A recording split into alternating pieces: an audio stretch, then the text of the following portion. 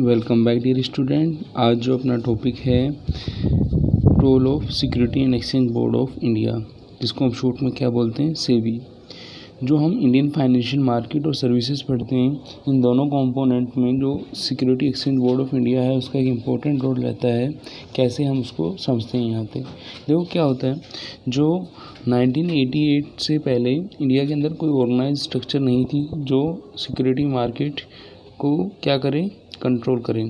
तो जो government of India है उन्होंने डिसाइड किया कि एक स्टेचुरी ऑर्गेनाइजेशन का डेवलपमेंट हमें करना है जो सिक्योरिटी एक्सचेंज पर क्या रखे, ध्यान रखे। और इस तरीके के जो फ्रॉड होते थे, जैसे कि आपने देखा हो कि हर्षद मेहता वाला जो केस था शेयर मार्केट में, एक बहुत बड़ा फ्रॉड था।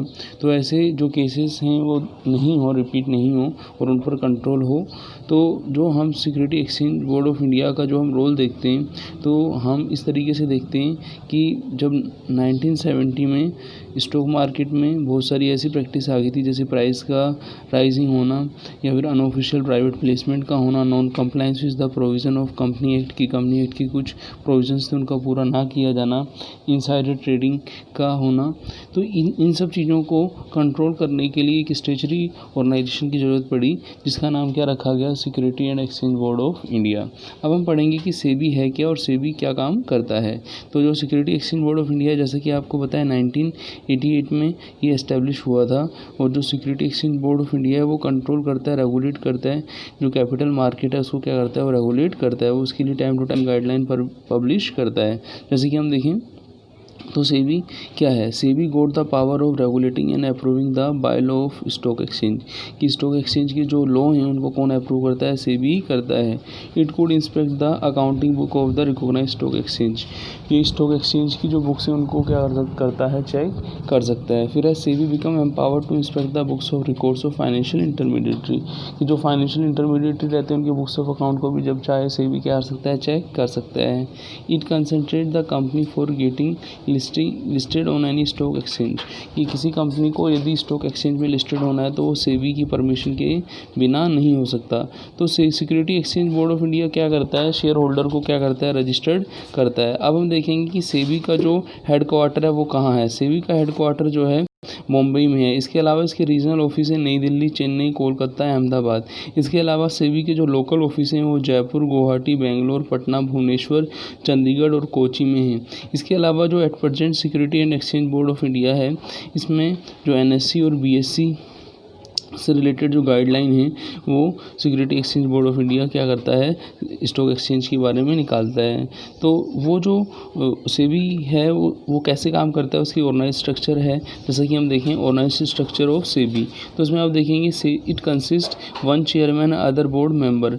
तो जो चेयरमैन होता है वो कौन होता है, उसको सेंट्रल गवर्नमेंट बनाती है। और जो मेंबर होते हैं वो 8 मेंबर होते हैं। उन 8 मेंबर में से 2 member union finance minister nominate करता है और जो 1 मेंबर है उसको आरबीआई नॉमिनेट करता है। और जो रिमेनिंग 5 मेंबर बचे उसको यूनियन गवर्नमेंट क्या करती है, नॉमिनेट करती है। जैसा कि हमने इस वीडियो को शुरू किया था तब हमने आपको यही बताया था कि जो सेबी के एस्टेब्लिशमेंट का ऑब्जेक्टिव है वो क्या है, उसको हम यहाँ पे रिपीट कर देते हैं। Objective of SEBI, SEBI responsibility to ensure the security market in India function in a orderly manner. कि सिक्योरिटी एक्सचेंज मार्केट के अंदर जो फंक्शन हो रहा है वो सही तरीके से हो रहा है या फिर नहीं हो रहा है। It is made to protect the interest of investor and trader. कि ये इन्वेस्टर और ट्रेडर के इंटरेस्ट को क्या करता है, सेव करता है, उसके लिए गाइडलाइन पब्लिश करता है। तो कहने का मतलब ये रहा कि जो सेबी का एस्टेब्लिशमेंट हुआ था वो इस तरीके से हुआ था कि कुछ गलत प्रैक्टिस थी जो कैपिटल मार्केट के अंदर आ गई थी, उनको क्या करना, रिमूव करना।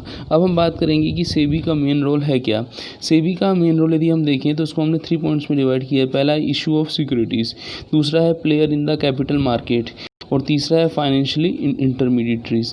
कि जो इशू ऑफ सिक्योरिटीज़ के अंदर देखें तो सेबी क्या है, सेबी क्या करता है, जो भी आपकी कैपिटल मार्केट के अंदर चाहे प्राइमरी मार्केट है उसके अंदर आपको पता है initial public offering, further public offering होती है, तो उनको ट्रांसपेरेंट तरीके से हेल्दी वे से क्या करता है, कंडक्ट कराता है अपने सुपरविज़न के अंदर। और जो इशू ऑफ सिक्योरिटीज़ के अंदर यदि देखें तो सेबी का रोल यही रहा कि जो सिक्योरिटी चाहे आईपीओ के थ्रू इशू हो, चाहे वो एफपीओ के थ्रू इशू हो, वो प्रॉपरली क्या होनी चाहिए, ट्रांसपेरेंट और हेल्दी वे में इशू होनी चाहिए। तो इशू ऑफ सिक्योरिटी हमने पढ़ लिया। हम पढ़ेंगे प्लेयर इन कैपिटल मार्केट। जैसे कि आपको पता है कि जो कैपिटल मार्केट रहता है, कैपिटल मार्केट के अंदर शेयर होल्डर्स रहते हैं। शेयर होल्डर्स के साथ फ्रॉड नहीं हो तो वो क्या करता है, कैपिटल मार्केट के अंदर उसकी फंक्शनिंग पर क्या फोकस रखता है। थर्ड क्या है, फाइनेंशियल इंटरमीडिएटरीज। जैसे कि आपको पता है कि जो सिक्योरिटी मार्केट रहता है वो क्या करता है, एज ए इंटरमीडिएटरी काम करता है। और उस इंटरमीडिएटरी के जो काम करने वाले व्यक्ति रहते हैं उनमें ब्रोकर, सब ब्रोकर आदि होते हैं। तो उनके लिए कोड ऑफ कंडक्ट भी कौन डिसाइड करता है, सेबी करता है। अब हमने सेबी के जो रोल्स के अंदर हमने 3 पॉइंट पढ़े हैं, issue of securities, player in capital market और फाइनेंशियल इंटरमीडिएट। उसके बाद हम पढ़ेंगे फंक्शन ऑफ सेबी।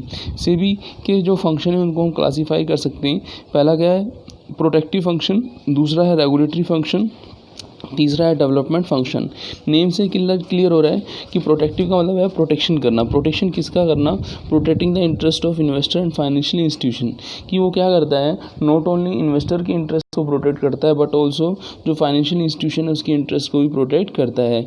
इसके अंदर वो क्या क्या करता है, जैसे प्राइस राइजिंग है, इनसाइडर ट्रेडिंग है, आपकी जो भी आपको ऐसा लगता है अनफेयर ट्रेड प्रैक्टिस हो रही है उसको प्रोहिबिट करता है, ठीक है ना। जो फ्रॉड होते हैं उनको प्रोहिबिट करता है। तो प्रोटेक्टिव फंक्शन के अंदर से भी ये करता है। फिर हम देखते हैं रेगुलेटरी फंक्शन के अंदर क्या करता है कि जो फाइनेंशियली इंटरमीडिएटरीज हैं उनके कोड ऑफ कंडक्ट हैं, उनके लिए गाइडलाइन देना।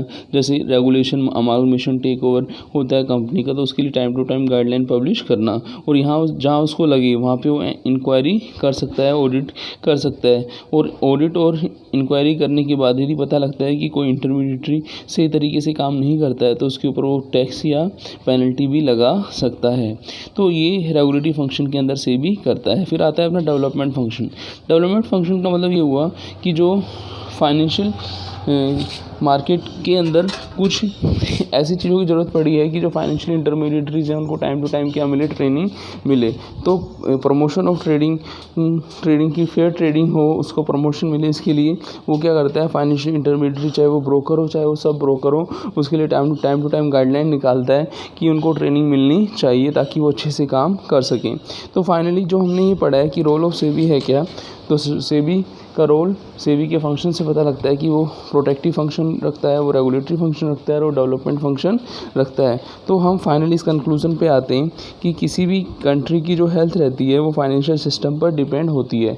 और फाइनेंशियल सिस्टम अच्छे से वर्क करे ये किसकी रेस्पॉन्सिबिलिटी होती है, उस कंट्री के जो स्टेचुरी बॉडी रहती है। जैसे हमारे इंडिया के अंदर कौन है, security exchange board of India, उसकी रेस्पॉन्सिबिलिटी रहती है। तो जो security exchange board of India है उसके आने के बाद कुछ चीज़ों में सुधार आया। जैसे कि आप देखें, before SEBI was establishment many scam malpractices took place in Indian stock market. जैसे स्कैम था आपका हर्षद मेहता का स्कैम था।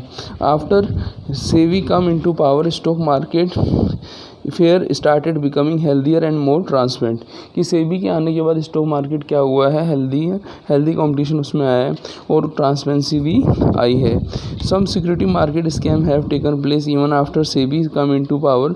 One famous such scam as Ketan Parekh scam. तो ये जो सेबी के आने के बाद भी कुछ स्कैम हुए हैं पर उस पर सेबी डे बाई डे क्या करता जा रहा है, प्रोग्रेस करता जा रहा है, उनको कंट्रोल करता रहता है ताकि फेयर और ट्रांसपेरेंसी बनी रही। तो कुल मिला के हमने ये सीखा कि जो पहले स्कैम होते थे वो बहुत ज़्यादा होते थे जब सेबी नहीं था, लेकिन सेबी के आने से एक तो इन्वेस्टर को फाइनेंशियली अवेयरनेस आई, इन्वेस्टर की जो फाइनेंशियल इंटरमीडिएटरी उन्होंने अच्छे से काम किया और इकोनॉमी के अंदर जो फाइनेंशियल सिस्टम है उसकी एफिशिएंसी इंक्रीज़ हुई और जो फ्रॉड स्कैम्स थे वो भी धीरे धीरे क्या हो गए, ख़त्म हो गए। तो हमें इस पूरे लेक्चर्स के अंदर ये पता लगता है कि सेबी के आने से पहले और सेबी के आने के बाद स्टॉक एक्सचेंज पर क्या क्या इफेक्ट पड़ा, जिसको हमने as a function of SEBI, as a role of SEBI और as a objective of SEBI के अंदर हमने पढ़ा। और इससे पहले हमने क्या पढ़ा था, सेबी की ऑर्गेनाइजेशन स्ट्रक्चर क्या है और क्या सेबी का एस्टेब्लिशमेंट का कारण था, क्या कारण थे जिस कारण हमने सेबी का एस्टेब्लिशमेंट